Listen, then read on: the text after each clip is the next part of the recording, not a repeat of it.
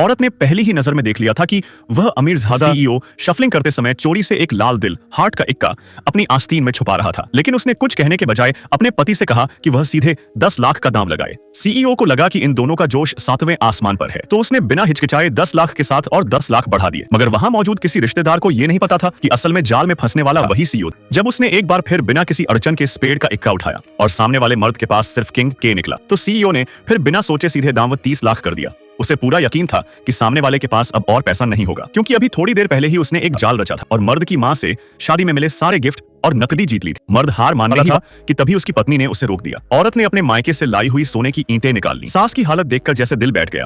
उसे लगा कि बहू भी उसकी पुरानी गलती दोहरा रही है। पति भी घबरा गया और बोला, ये तो जैसे उसे सोने की ईंट फ्री में देनी हुई। पत्नी ने नजरें उठाई और सीधी बात कह दी, क्या आप सोचते हैं कि मैं पीछे हट जाऊंगी? सीईओ ने यह सब देखकर अपना पूरा दांव टेबल पर डाल दिया, यहाँ तक कि अपनी नई खरीदी गई सोने की अंगूठी भी निकाल दी। कुल मिलाकर लगभग 50 लाख का दाम हो गया। रिश्तेदार सब चिल्लाने लगे, अब बस करो, इस तरह तो घर बर्बाद हो जाएगा। मर्द कांप रहा था।